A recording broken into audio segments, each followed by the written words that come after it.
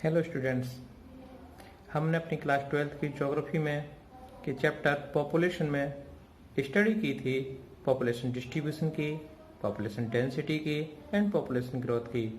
तो ये दोनों ही चीज़ें आप अच्छी तरीके से अब से पहले 2 वीडियो में स्टडी कर चुके हो। आज हम अपनी इसी के थर्ड पार्ट में स्टडी करने जा रहे हैं पॉपुलेशन कंपोजिशन की, कि इंडिया में किस टाइप से पॉपुलेशन का कंपोजिशन हमें देखने के लिए मिलता है। ओके स्टूडेंट्स, तो आइए स्टडी करते हैं पॉपुलेशन कंपोजिशन। पॉपुलेशन कंपोजिशन अर्थात जनसंख्या संरचना। जनसंख्या संरचना इंडिया में डिफरेंट बेसिस पर कवरेज की जाती है। It is the field of study with coverage. और ये फील्ड कौन से हैं जिसमें हम जनसंख्या का कंपोजिशन को कवरेज कर सकते हैं? ये हैं आपके age, sex, residence, ethnic characteristics, tribes, language, religion, literacy and education, marital status, occupational characteristics etcetera. ये सारे आपके कवरेज बेस हैं जिनके आधार पर हम जनसंख्या का कंपोजिशन जान सकते हैं पॉपुलेशन का। अब हमारे 12th की बुक में सिलेबस में सबसे पहले जो कंपोजिशन दिया है फर्स्टली वो है आपका rural urban composition. Okay students, composition of population bye their place of residence is an important indicator socio economic status of a country. यानी किसी भी देश के सोशो इकोनॉमिक, उसकी सामाजिक और आर्थिक स्थिति का एक इम्पोर्टेंट इंडिकेटर है आपका रेजिडेंस के बेस पर कंपोजिशन करना, यानी कि प्लेस ऑफ रेजिडेंस, व्यक्ति कहाँ रहता है उस आधार पर। तो इस आधार पर व्यक्ति अर्बन एंड रूरल में रहता है। जिस टाइप से हम पता कर सकते हैं कि यदि मोस्टली पॉपुलेशन रूरल एरिया में रहती है तो उस कंट्री का स्टेटस कैसा होगा, यानी कि वो कंट्री बैकवर्ड होगी।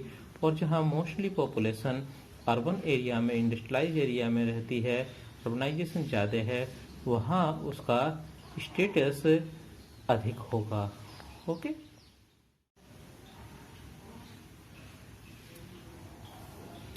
In India 68.8% live in village. India में 68.8% पॉपुलेशन विलेज में रहती है। बिहार और Sikkim have high percentage of village population. और यहाँ के स्टेट बिहार और सिक्किम ऐसे हैं जहाँ पर हाई परसेंटेज पॉपुलेशन विलेज में रहती है। Goa and Maharashtra have almost 50% living in the urban area. और गोवा और महाराष्ट्र की पॉपुलेशन लगभग 50% पॉपुलेशन अर्बन एरिया में रहती है, शहरी क्षेत्र में। Union territories has smaller percentage of small rural population. जो हमारी यूनियन टेरिटरीज हैं जैसे दादर नगर हवेली, चंडीगढ़, दिल्ली, ये हमारी यूनियन टेरिटरीज में बहुत कम पॉपुलेशन आपके विलेजेस एरिया में रहती है, रूरल एरिया में बहुत कम रहती है, सिर्फ दादर और नगर हवेली को छोड़कर, क्योंकि दादर और नगर हवेली की 53 पॉपुलेशन रूरल है, ग्रामीण है। Distribution of rural population reveals that both at intra and interstate levels, the relative degree of urbanization and extent of rural-urban migration regulated the concentration of the rural people. हम देखते हैं कि हमारे यहाँ पर जो पॉपुलेशन का डिस्ट्रीब्यूशन है उसमें इंट्रा और इंटर स्टेट लेवल्स दोनों ही तरह का दिखाई देता है। हमारे यहाँ पर रूरल से अर्बन एरिया में माइग्रेशन होता रहता है डिफरेंट रीजन के कारण। Urban population has increase in almost all the states and union territories. Urban population सभी स्टेट्स और यूनियन टेरिटरीज में इंक्रीज हो रही है as a result of development in socio-economic condition and rural urban migration। इसका कारण है कि इन अर्बन एरियाज में बढ़ने वाली फैसिलिटी, सोशो इकोनॉमिक कंडीशन, वहाँ की आर्थिक स्थिति अच्छी हो रही है, इसलिए मोस्टली पीपल रूरल से अर्बन एरिया में माइग्रेट कर रही है, जिसके कारण अर्बन की पॉपुलेशन इंडिया में बढ़ती जा रही है। Urban population is high along the main transport links in the North Indian Plains, the industrial areas of Kolkata, Mumbai and other areas। हम देखते हैं कि अर्बन पॉपुलेशन आपके नॉर्थन प्लेन्स में, नॉर्थ इंडियन प्लेन्स में, कोलकाता, मुंबई और अदर ऐसे ही reason में ज़्यादा है, उन रीजन में ज़्यादा है जो कि ट्रांसपोर्ट के हिसाब से और इंडस्ट्री के हिसाब से डेवलप हो चुके हैं। तो जहाँ पर ट्रांसपोर्ट की फैसिलिटी और इंडस्ट्रियल फैसिलिटी डेवलप हो गई है, वहाँ की पॉपुलेशन, अर्बन पॉपुलेशन इंक्रीज होती जा रही है। It is the agriculturally stagnant areas of middle and lower Ganga plains, Telangana, non irrigated western Rajasthan, remote hilly areas, desert, flood prone areas of peninsular India. और हमें ये भी देखने को मिलता है कि जो एग्रीकल्चरली रीजन हैं थोड़े पिछड़े हुए हैं, जैसे कि आपका मिडिल लोअर गंगा प्लेन्स का निचला भाग, जहां पर अच्छी कृषि नहीं हो पाती है, या फिर तेलंगाना, या फिर नॉन इरिगेटेड वेस्टर्न राजस्थान का वह पार्ट जहां पर सिंचाई की सुविधा नहीं है, remote hilly areas, desert land और फ्लड एरियाज और पेनिसुलर इंडिया, ये ऐसे रीजन हैं जहां पर पॉपुलेशन हमें कम पाई जाती है, कम देखने के लिए मिलती है। अब हमारा नेक्स्ट कंपोजिशन आता है लिंग्विस्टिक कंपोजिशन, यानी कि लैंग्वेज के आधार पर जनसंख्या की संरचना। हमारे यहाँ पर भाषाई आधार पर भी हम अपने पॉपुलेशन के स्ट्रक्चर्स को देख सकते हैं। तो as per linguistic survey of India 1903 to 1928, there were 179 languages and 544 delegates in India। 1909 और 1928 के सर्वे के अकॉर्डिंग इंडिया में 179 लैंग्वेजेज थी। देखिए बच्चों, हमारे यहाँ पर 179 लैंग्वेजेज हैं और 544 बोलियां हैं। लैंग्वेज और बोली में दोनों में अंतर होता है। अब इनमें भी in modern India there are about 22 scheduled language and many non scheduled languages. और आज की कंडीशन में हमारे यहाँ पर 22 शेड्यूल्ड लैंग्वेज हैं, जो कि हमारे कॉन्स्टिट्यूशन में जिनको लिखा गया है, जिनके बारे में जिक्र है, और बहुत सारी नॉन शेड्यूल्ड लैंग्वेज है। इन 22 शेड्यूल्ड लैंग्वेज को आप अपनी इंडियन करेंसी के ऊपर भी लिखा देख सकते हो। यदि आप अपना कोई नोट देखें तो उसके ऊपर ही डिफरेंट 20 लैंग्वेजेस में बातें लिखी होती हैं। Hindi has the highest percentage of user and the smallest language groups are Kashmiri and Sanskrit. Hindi जो है हमारी, ये सबसे ज्यादा यूज होने वाली लैंग्वेज है। हिंदी को बोलने वाले हैं इंडिया में सबसे ज्यादा हैं, और सबसे कम जो बोली जाने वाली लैंग्वेज है, स्मॉलेस्ट ग्रुप है जिनको बोलने वाला, वो है आपकी Kashmiri and Sanskrit language. Linguistic regions do not mention a sharp boundary, rather they merge gradually with each other.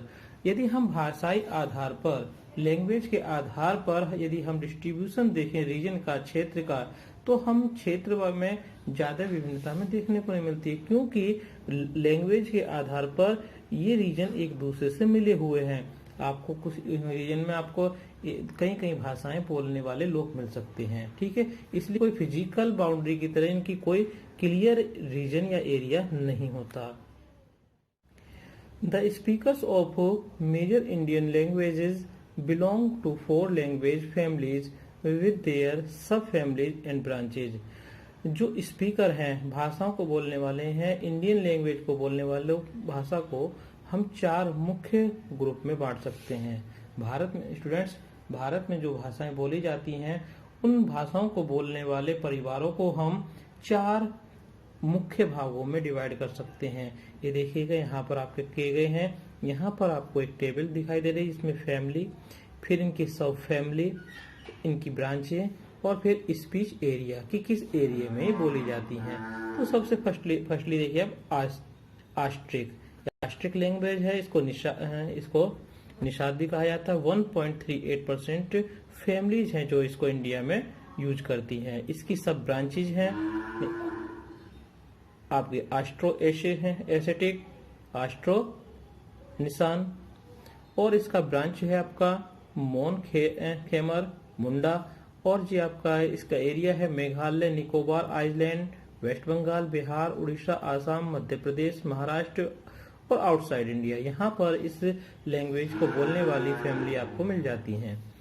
Next है आपकी द्रविड़न लैंग्वेज, द्रविड़ बोलते हैं। 20% फैमिलीज इस लैंग्वेज को बोलती हैं और इसकी सब ब्रांच है आपकी south Dravidian, central Dravidian, north Dravidian, और ये आपके तमिलनाडु, कर्नाटका, केरला, आंध्र प्रदेश, मध्य प्रदेश, उड़ीसा, महाराष्ट्र, बिहार, उड़ीसा, वेस्ट बंगाल और मध्य प्रदेश में बोलने वाली फैमिलियां मिल जाएंगी। इसलिए भाषा को बोलने वाली फैमिलियां मिलती हैं। नेक्स्ट आपकी साइनो तिब्बतन, 0.85% फैमिली इसको बोलती है इंडिया में। इसकी सब फैमिलीज हैं आपके तिब्बतो म्यांमारी, ठीक है, और यहाँ पे आप इसकी ब्रांचें दे सकते हैं। तिब्बतो हिमालयन, नॉर्थ आसाम म्यांमारी, यहाँ पर जम्मू कश्मीर, हिमाचल प्रदेश, सिक्किम, अरुणाचल प्रदेश, आसाम, नागालैंड, मणिपुर, मिजोरम, त्रिपुरा और मेघालय स्टेट्स में इस लैंग्वेज को बोलने वाली फैमिली मिलती हैं। और लास्ट जो फोर्थ ग्रुप है वो है आपका इंडो यूरोपियन, इसको हम आर्यन भी कहते हैं। आर्यन सबसे ज्यादा यही लैंग्वेज, इस लैंग्वेज को बोलने वाली फैमिली मिलती हैं। ये आपकी है 73%। तो सबसे एक लार्ज ग्रुप है। इसमें आपको वेरी शॉर्ट क्वेश्चन भी आ जाता है। इसकी सब ब्रांच है इंडो आर्यन, हम अपने आप को आर्यन की ही संतान कहते हैं। यही ग्रुप सबसे बड़ा है, इंडो आर्यन, और इसकी ब्रांच है आपकी ईरानियन, द्रविडिक और इंडो आर्यन। और ये आउटसाइड ऑफ इंडिया के बाहर भी इस भाषा को बोलने वाली फैमिली मिल जाती हैं। जम्मू कश्मीर, पंजाब, हिमाचल प्रदेश, यूपी, राजस्थान, हरियाणा, मध्य प्रदेश, बिहार, उड़ीसा, वेस्ट बंगाल, आसाम, गुजरात, महाराष्ट्र और गोवा में भी इस भाषा को बोलने वाली फैमिली हमें मिलती है। स्टूडेंट, नेक्स्ट कंपोजिशन है रिलीजियस कंपोजिशन, यानी कि धर्म के आधार पर संरचना। तो रिलीजियस कंपोजिशन में हम देखते हैं कि इंडिया में हिंदू, मुस्लिम, क्रिश्चियन, सिख, बुद्धिस्ट, जैन और अदर रिलीजन्स के बेस पर पॉपुलेशन कंपोजिशन है। 2001 का ये डाटा यहाँ पर पेंसिल से प्रिंट हो रहा है और 2011 का डाटा मैंने यहाँ पर पेंसिल से लिखा हुआ है। तो हम देख सकते हैं हिंदूज जो है कम्युनिटी 2011 के अकॉर्डिंग इंडिया में 79.8%, Muslim community 14.2%, Christian community 2.3%, Sikh community 1.7%, Buddhist 0.7%, Jain 0.4% and others 0.7%। ये डिफरेंट कम्युनिटी की टोटल पॉपुलेशन में से परसेंटेज है कि इंडिया में कितनी परसेंटेज कौन सी रिलीजन्स की कम्युनिटी है। ओके, अब हम देखते हैं यहाँ पे हिंदूज को। Hindus a major group of many states, ये बहुत बड़ा ग्रुप है जो डिफरेंट स्टेट में देखने को मिलता है। हमें कुछ स्टेटों में 70 से 90% तक भी है देखने को मिलेगा। ठीक है, कुछ स्टेट छोड़कर आपके अगर हम कुछ डिस्ट्रिक्ट की बात करें, इंडो बांग्लादेश बॉर्डर की, इंडो पाकिस्तान बॉर्डर और जम्मू कश्मीर के हिल स्टेट्स नॉर्थ ईस्ट के, तो यहाँ पर हमें इन क्षेत्रों को छोड़कर हिंदू कम्युनिटी ज्यादा दिखाई देती है।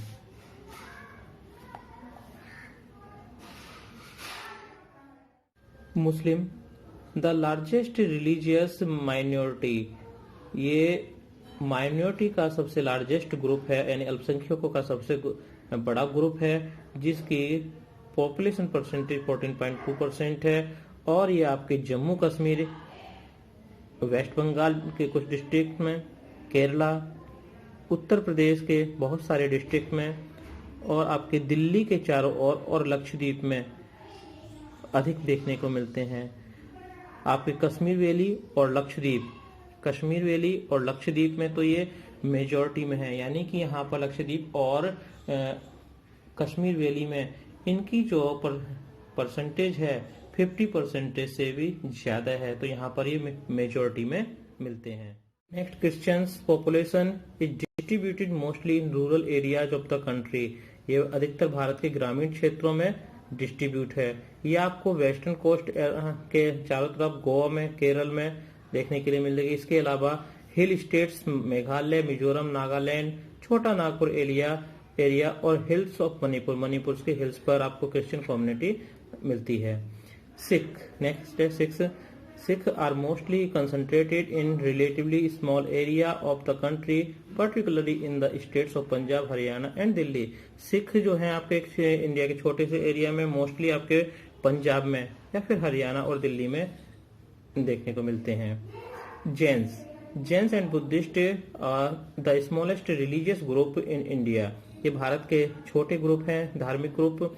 Have their concentration only in selected areas of the country, और ये देश के कुछ चुने हुए एरिया में मिलते हैं, जैसे कि Jains have major concentration in the urban areas of Rajasthan, Gujarat and Maharashtra. Jain आपके गुजरात, महाराष्ट्र और राजस्थान के शहरी क्षेत्रों में देखने के लिए मिलते हैं, जबकि Buddhist are concentrated mostly in Maharashtra. Buddhist हमें मोस्टली महाराष्ट्र में मिलेंगे, या फिर द अदर एरियाज, इनके दूसरे एरिया हैं बुद्धिस्ट के जहां पर ये मेजोरिटी मिलते हैं, वो सिक्किम, अरुणाचल प्रदेश, लद्दाख, इन जम्मू कश्मीर लद्दाख में भी है काफी है, त्रिपुरा एंड लाहौल एंड स्पीति इन हिमाचल प्रदेश। ये दोनों हिमाचल प्रदेश की जगह यहाँ पर हमें बुद्धिस्ट देखने को मिलते हैं। तो स्टूडेंट इस टाइप से ये हमारा पॉपुलेशन कंपोजिशन हुआ रिलीजियस के बेस पर, यानी धर्म के आधार पर हम अपनी जनसंख्या की संरचना देख सकते हैं। नेक्स्ट कंपोजिशन है कंपोजिशन ऑफ वर्किंग पॉपुलेशन, यानी काम करने की जनसंख्या के आधार पर। तो according to economic status India population is divided into. Economic status के बेस पर हम इंडिया की पॉपुलेशन को इन पार्ट में डिवाइड कर सकते हैं। Number 1 man workers, number 2 marginal workers and number 3 non workers.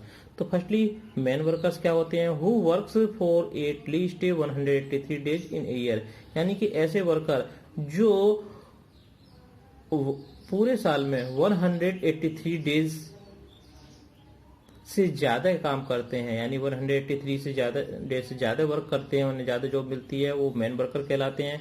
Marginal workers who works for less than 183 days for 6 month in year, यानी कि ऐसे वर्कर जो 6 महीने या 183 डेज से कम काम करते हो पूरे साल में, यानी उन्हें और अधिक काम नहीं मिल पाता 183 डेज से ज्यादा, तो वो कहलाते हैं marginal workers.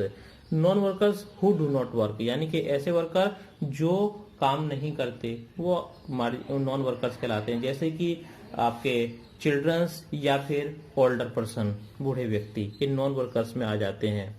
Okay, workers both man and marginal. यदि हम वर्कर्स की बात करें, मैन वर्कर्स और मार्जिनल वर्कर दोनों मिलाकर हमारे यहाँ पर ओनली 39.8% है, यानी हमारे work of the population, total population में से 39.8% ही हमारे पास वर्किंग पॉपुलेशन है। इसमें आपके मैन और मार्जिनल दोनों ही, बाकी की आपकी समथिंग 60% पॉपुलेशन आपकी नॉन वर्कर्स है, जो कि अदर पर डिपेंड्स है। देखिए हमारी इंडिया की गरीबी का रीजन यह भी है कि हमारे यहाँ पर नॉन वर्कर्स की काउंटिंग ज्यादा है। फैमिली में कमाने वाला व्यक्ति एक होता है और खाने वाले व्यक्ति 6 या अधिक, उससे भी अधिक होते हैं। ठीक है, यही रीजन है हमारे इंडिया में बहुत सारी फैमिली पुअर्स हैं। नेक्स्ट एंड लास्ट कंपोजिशन जो आता है वो है आपका ऑक्यूपेशनल कंपोजिशन, यानी कि काम धंधों के आधार पर हम इनका डिवाइडेशन कर सकते हैं। It shows a large proportion of primary sector workers compared to the secondary and tertiary sector। हम अपनी इकोनॉमिक एक्टिविटी वो 3 पार्ट्स में डिवाइड कर सकते हैं, primary activity, secondary and tertiary activity. तो हम देखते हैं कि हमारी मोस्टली जो पॉपुलेशन है उसका एक बड़ा पार्ट प्राइमरी सेक्टर में वर्क करता है सेकेंडरी और टर्सरी के मुकाबले। 55% कल्टीवेटर्स एंड एग्रीकल्चर लेबर्स, हमारे यहाँ पर 55% एग्रीकल्चर और कल्टीवेटर लेबर है जो कि आपकी प्राइमरी सेक्टर में ही बिलोंग करती है। 3.8% इन हाउस होल्ड इंडस्ट्री, हमारे यहाँ पर 3.8% हाउस होल्ड इंडस्ट्री है जो कि आपकी सेकेंडरी सेक्टर में आएगी। 41.6% other workers, non house hold industry, trade, commerce, concentration and repairs, sorry construction. तो हमारे यहाँ 41.6% पॉपुलेशन है जो अदर वर्क में लगी हुई है, जैसे कि नॉन हाउस होल्ड इंडस्ट्रीज में या फिर ट्रेड में, कॉमर्स में या फिर कंस्ट्रक्शन में या रिपेयर में लगी हुई है population. The male workers outnumber females in all the 3 sectors. Number of female workers are relatively more in primary activity, तो इट इज चेंजिंग। हम देखते हैं कि हमारे यहाँ पर तीनों ही सेक्टर में यदि हम देखें प्राइमरी, सेकेंडरी, टर्सरी, तो मेल वर्कर्स की काउंटिंग ज्यादा देखने को मिलती है। और अगर हम फीमेल्स को देखें तो फीमेल्स जो है मोस्टली आपकी एग्रीकल्चर वर्कर में, प्राइमरी एक्टिविटी में ज्यादा है, लेकिन आज की कंडीशन थोड़ी चेंज भी होती जा रही है। Proportion of workers in agricultural sector has shown A decline over the years, 55% in 2011 with a corresponding increase in the other 2 sectors, giving rise to a sectoral shift in the economy from farm based activities to non farm based activities। Students, जो हमने देखा था 2011 में 55% proportion जो था working population का आपके agriculture sector में वर्क कर रहा था, लेकिन आज ये कंडीशन धीरे धीरे चेंज हो रही है। आज एग्रीकल्चर से निकलकर अदर सेक्टर में, आपकी सेकेंडरी और टर्सरी सेक्टर में वर्क करने वालों की काउंटिंग बढ़ती जा रही है, क्योंकि वहां पर डिफरेंट टाइप की इकोनॉमिक एक्टिविटी इंक्रीज होती जा रही है। सेकेंडरी और टर्सरी सेक्टर में एक्टिविटी का इंक्रीज होना, जॉब अपॉर्चुनिटी बढ़ना एक अच्छी बात है किसी भी कंट्री की इकोनॉमी के लिए। तो स्टूडेंट्स, हमारा चैप्टर यहाँ पे आज कंप्लीट होता है। ठीक है, आज स्टडी की थी पॉपुलेशन कंपोजिशन की। Okay, thank you.